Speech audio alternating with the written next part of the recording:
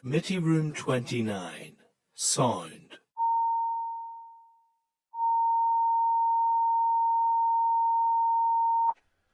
Okay, members, thank you very much. And we are moving now to agenda item 11, which is a raise briefing on the Sign Language Bill.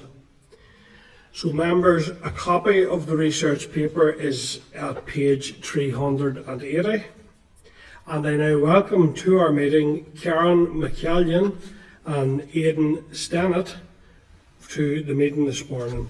So Karen, I believe it is yourself who is giving the initial opening statement, so please go ahead and do that for members. Thank you, Chair, and good afternoon, members, and thanks for your time today. So as members of the Assembly's Research and Information Service, Aidan Stennett and I will provide an overview of the Sign Language Bill as introduced to the Assembly on the 10th of February. We'll each brief the committee on the details of the raised bill paper, which is on page 381 of your packs, and then we'll both take questions after Aidan has briefed you on the financial implications of the bill.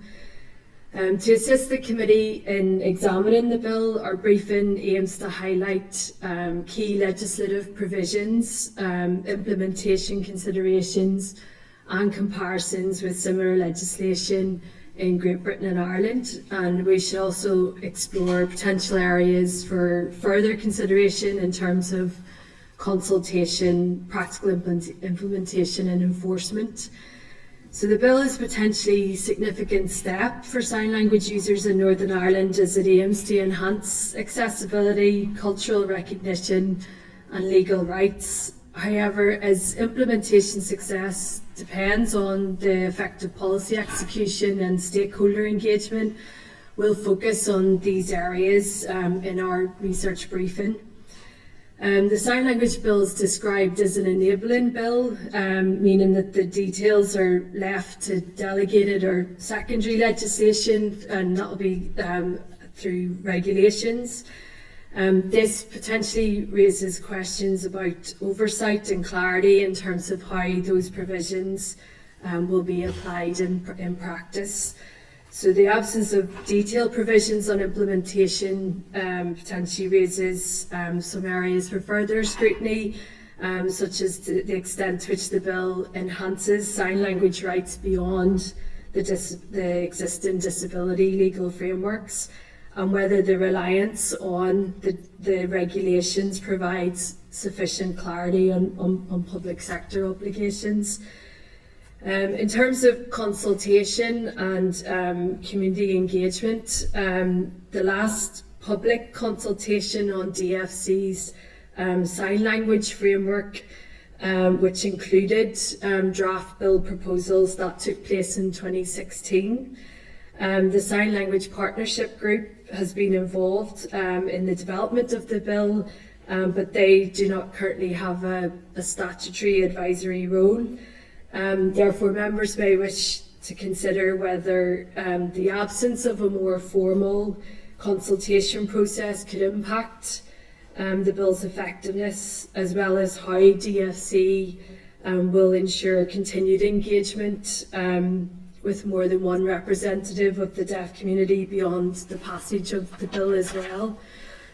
In terms of why the bill is important, unlike other linguistic minority groups, deaf individuals must navigate disability frameworks for basic communication rights.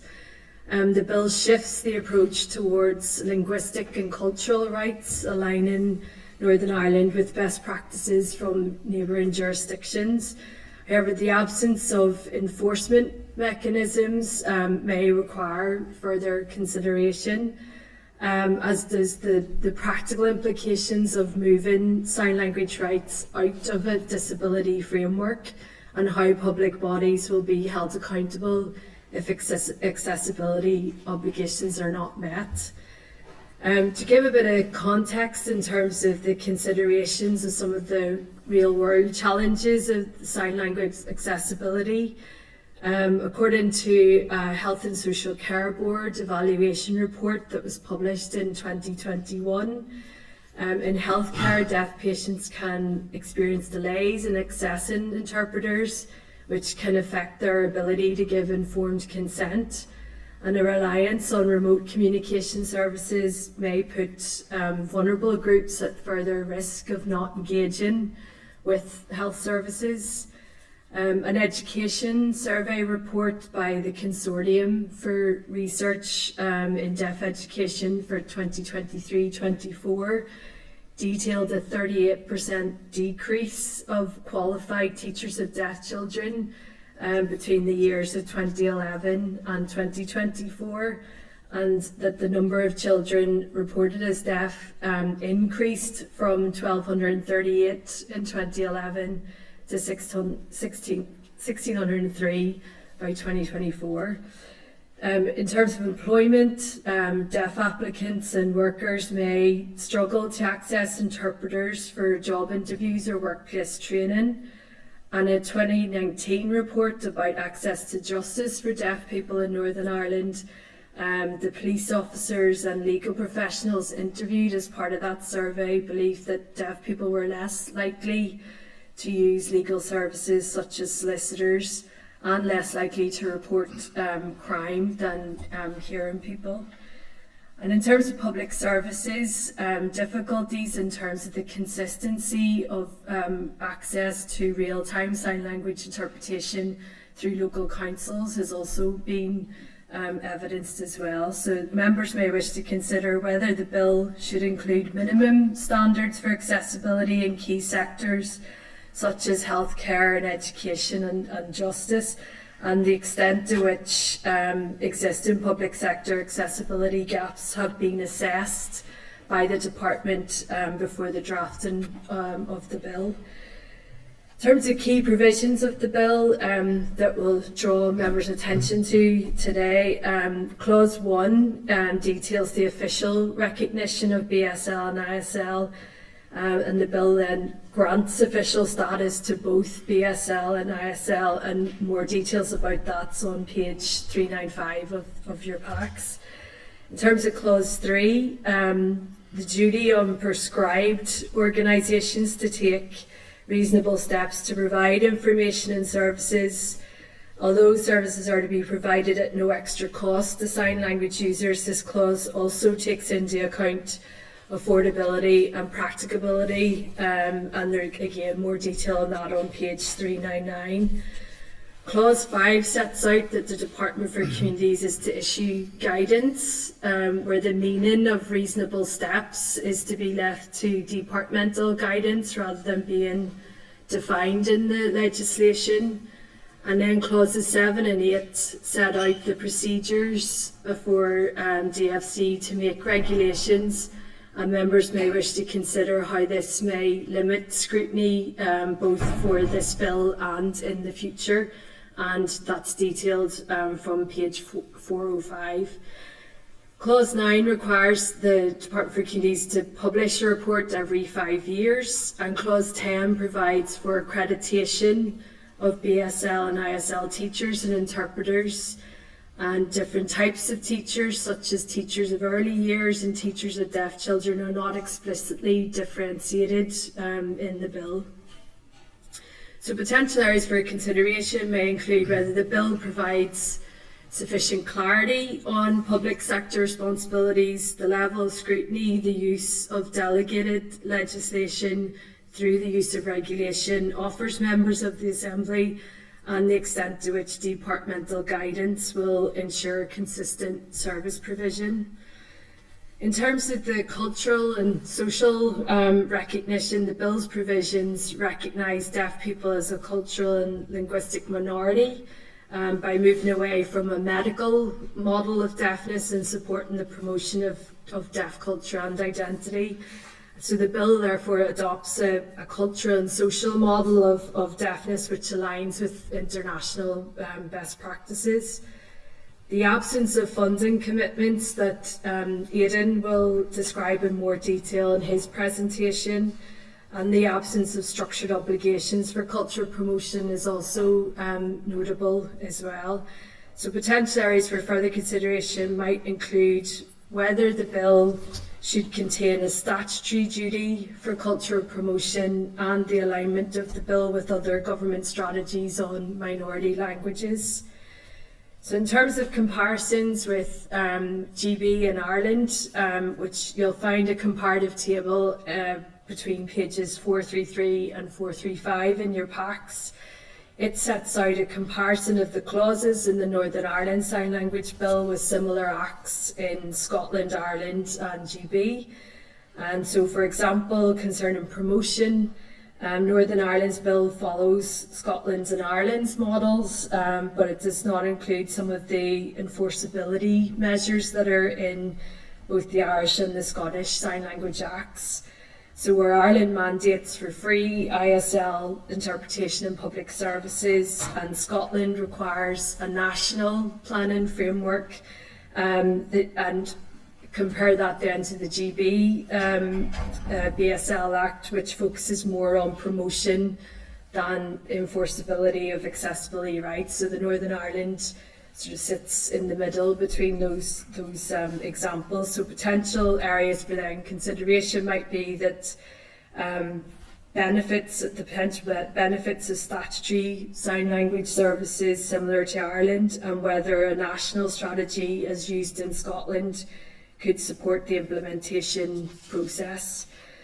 So in terms of public sector obligations, the bill does not specify which public bodies will be subject to accessibility duties. This will be determined by future regulations.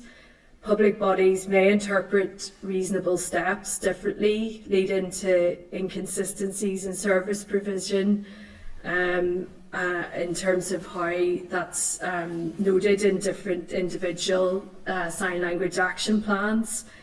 And there's no penalty or enforcement mechanism if a public body fails to comply. So potential considerations might be whether the bill should include explicit statutory obligations for public bodies, and the risks associated with leaving compliance entirely. The departmental guidance might also require further consideration as well. In terms of Clause 9, which is on page 410 of your packs, the 5-yearly reporting and evaluation. This requires DFC to publish a report every 5 years, but there's no specific evaluation metrics included in the bill. So compared to other jurisdictions, in terms of the timing of that cycle, in England and Wales, after an initial annual period of reporting, it's a 3-yearly reporting process, and for Scotland, it's 6-year cycle. Ireland, it was 3 years after the Act was first enacted, and then 5 years thereafter. The Northern Ireland Bill has the 5-year reporting cycle, but it doesn't specify what data should be collected. During the second stage debate, the Minister indicated an openness to a shorter initial reporting cycle. So potential further considerations might include whether evaluation metrics should be specified, and the advantages of shorter initial review cycles to ensure early assessment of implementation challenges. So in terms of education and language promotion, the bill promotes early year sign language education, but does not establish a long-term strategy for teacher training. So potential areas for consideration may be the extent to which future teaching resources have been planned for or modelled by the department in terms of supporting the provision of sign language classes, and the level of coordination with the education authority as well on sign language provision. Clause 10 then, it details the accreditation of teachers and interpreters. That's on page 414 of the packs. The bill introduces mandatory accreditation, but the process and enforcement mechanisms aren't specified. So in 2004, there were 5 qualified interpreters in Northern Ireland, and this has increased to 39 in 2025. So in education, over 1,600 children rely on just under a total of 50 teachers, qualified teachers of the deaf. So the negative resolution procedure means that regulations on accreditation could be changed without full debate, and so therefore potential scrutiny points might be the sufficiency of teacher and interpreter training resources to meet demand, and whether a statutory review of interpreter and teacher numbers should be included in the bill. Then in terms of enforcement and compliance, the bill relies on voluntary compliance from public bodies. Ireland's ISL Act allows legal recourse if public bodies fail to provide interpretation services. The absence of an explicit complaints mechanism may leave sign language users without a means to challenge non-compliance. And so their considerations might be whether the bill should introduce an independent monitoring body and a need for clearer accountability mechanisms for public bodies. So challenges in implementation, the bill leaves many of the details to delegated or secondary legislation through resolution, meaning that scrutiny will be limited after the bill's passed. The discretionary nature of reasonable steps may lead to unequal access across different public bodies, and the shortage of trained professionals may limit the bill's effectiveness in practice. So considerations might be the extent to which DFC will monitor and intervene if public bodies do not comply, and whether mandatory compliance checks should be included in the legislation. So to summarise, the bill provides important recognition but raises questions about enforceability, and the effectiveness of the bill will depend on its implementation and supported regulations. So considerations might be the impact of the bill on public services and accessibility, and Aidan will detail this further in his presentation. And then other considerations might be how ongoing monitoring and accountability can be ensured, and whether additional safeguards may be needed to ensure effective delivery. So thanks very much, and I'll let Aidan take it from here. Thank you, Karen. So as Karen set out, I'll move on to look at some of the public purse implications of the bill, and the commentary on that begins on page 414 of your packs. Just to note the public finance context that this bill is being brought forward in.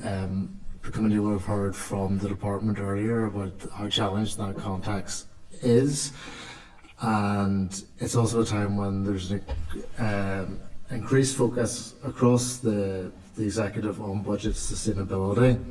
So within that context, the EFM includes limited financial information. It notes that the bill is an enabling bill, stating that it will have no immediate financial implications, but the cost could be incurred in the future when the department uses the powers that the bill provides it with. As Karen has noted, the bill provides the department with powers to make regulations in 3 key areas. That's the list of prescribed organisations, details of the accreditation scheme for translators and teachers, and for the purposes that the department considers appropriate. As I've said, the EFM notes that using these powers may incur costs, but provides no indication of what those might be. And then the bill's reliance on secondary legislation may limit the committee's capacity to scrutinise those costs in the future. At this point, there are a number of knowns that provide indications of the potential impact of the bill on the public purse, but there are also some unknowns that ensure a full assessment of that impact is not possible at this time.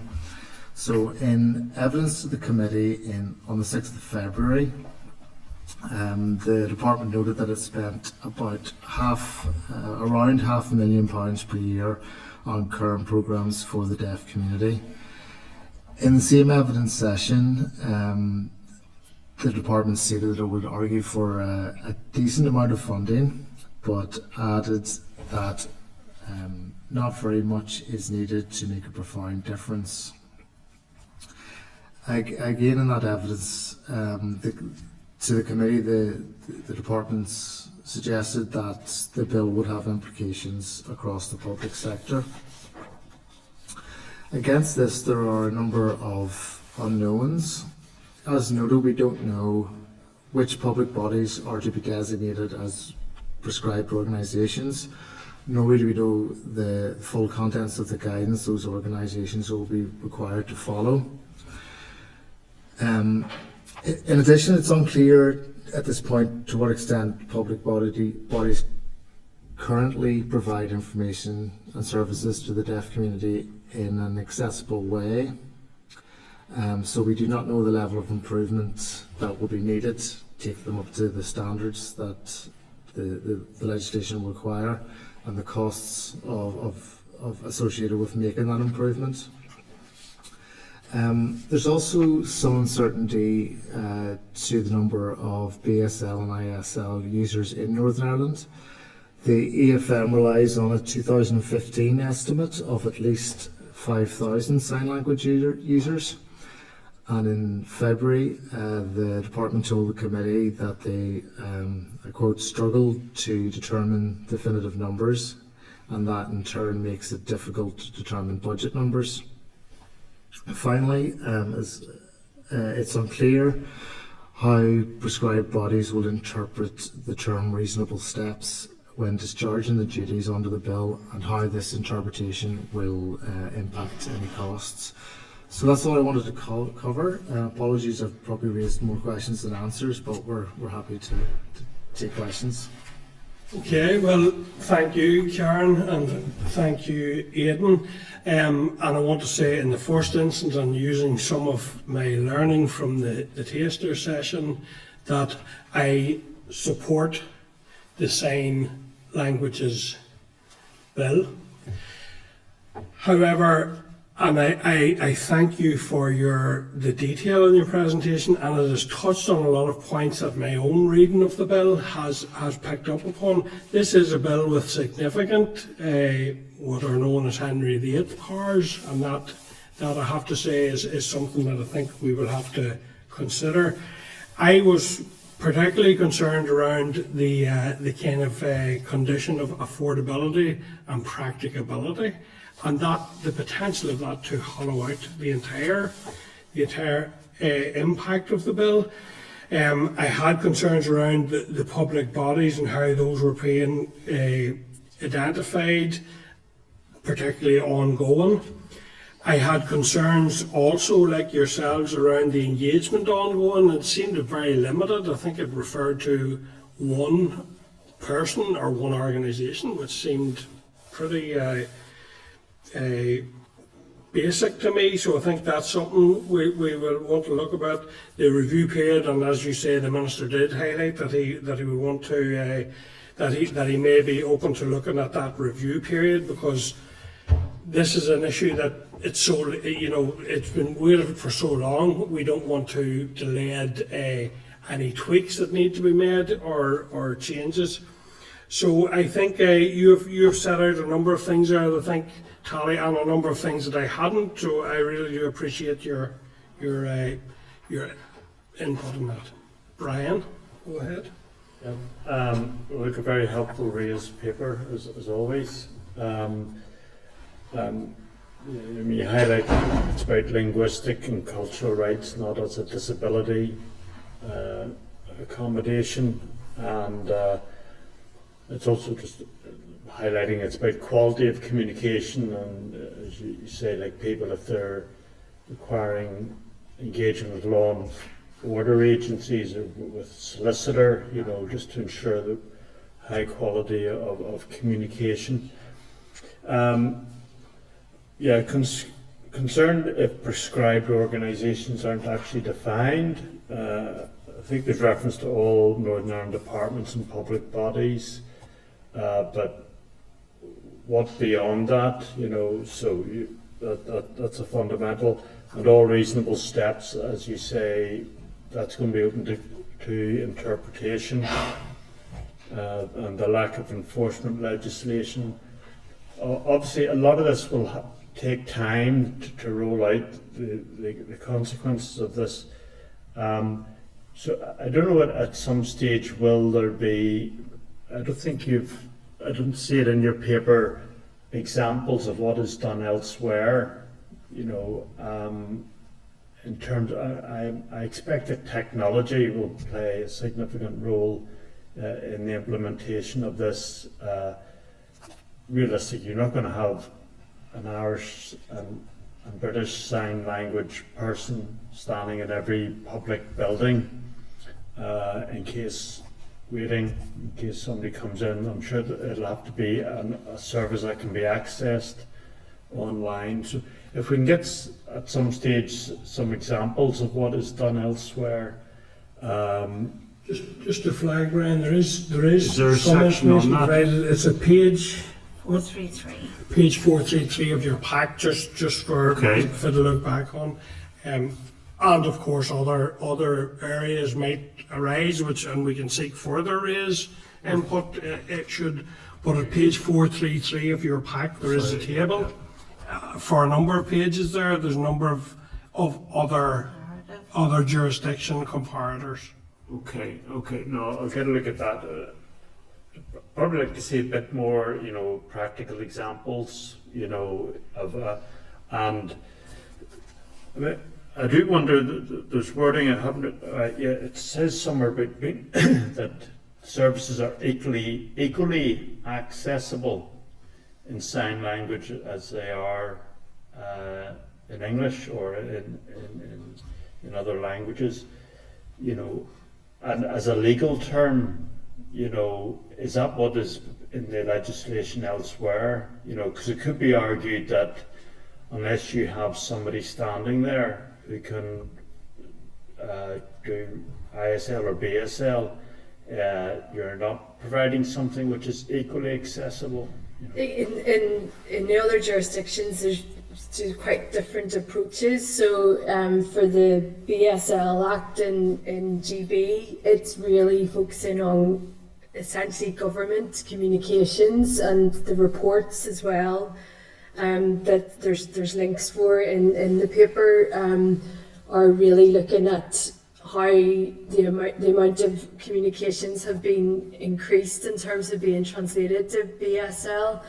But then in terms of the Irish Act, free interpretation is for all public bodies, that's mandated within the Act. So and then with the Scottish Act, that has really been implemented through national plans. So there is a national plan created by the Scottish Government following the passing of the Act, and then each public bodies that are listed in a schedule at the back of the Act then were to provide their own national or their own plan for sign language provision, and then that's reviewed every 6 years as well. But there's been one review of that so far, and that it's all following a kind of a national framework. So it's sort of different approaches in each one. So in this it's different. But the Appendix 1, and it's in page 53 of my paper, but towards the end, the back of that's the one. that's got the comparison of the different approaches to the legislation. So where the Northern Ireland bill is quite different in that it's an enabling bill, and most of the detail in terms of what you're going to see in a public body hasn't been, because we don't know which organisations. Obviously the departments are all mentioned, but we don't know beyond that, who this list of prescribed organisations are. So but in terms of how things are done in other jurisdictions, that what we tried to do is kind of refer to those through the paper under each clause where we had the information. Okay, well, we'll have plenty of time to work through this anyway. Okay. And I think we've got a taste of why we do need appropriate amount of time to work through there. You know, it's a framework bill which will require a lot more fleshing out, I feel. Kelly? Yeah, thank you very much. Reading through your paper, I was quite glad when I did my second stage that I had covered off quite a bit of stuff that you were raising concern about. Do we know anywhere else, because I have never heard of this used in legislation in my time here, prescribed organisations is used by anybody else? I looked back through, the only thing that was coming up was something from the early 2000s, but even then it didn't set out. So the short answer is no, from what I could find. But 'Cause I felt that was what seemed to me like antiquated language that didn't really explain, and I'm a great believer in, make it simple so that people can clearly understand what it is. The other thing I was going to say is there any money comparisons for the other legislators? It's not something I looked at for this. Yeah, I was trying to focus on the immediate Northern Ireland impact, but it's certainly something we can go back and explore and see what's available for you. Well, maybe see. It depends what we're going for, of course. The only other thing I wanted to ask about is, you say it's gone out of my head now. What was that about?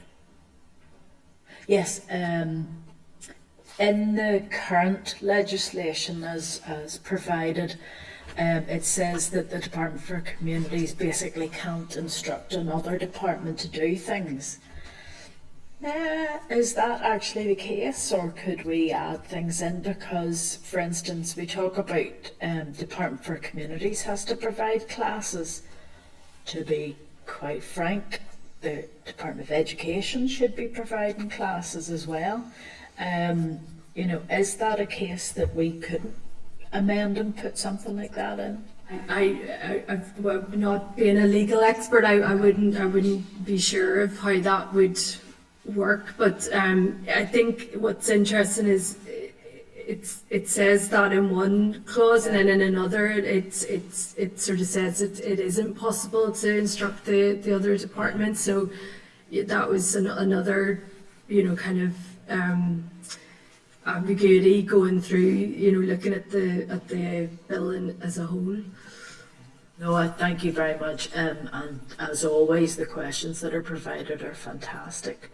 We have got a lot of stuff. We can drill into some of that evidence with the bill clerk and the bill office, and we will be scheduling once we get our call for evidence. So I think that's valid and that's support. And indeed, we may be back to yourselves for some. I have a feeling we may be back to yourselves for some information in the meantime. But for now, that's a really, really good start, and thank you. Thank you. Okay. Thank you. Okay, thank you. Okay, members, so just maybe. Lost quorum. Yeah, so we've lost quorum, so we can't take any decisions as such, but we're very close to the end of our meeting in any case. So members, any follow-up actions then on that one? Okay, so we'll move on then. Yeah. Yeah. So in relation to agenda item 12 forward work programme, it's contained at page 440. You'll note that following last week's meeting, a briefing in relation to the NI Football Fund has been added in for next week.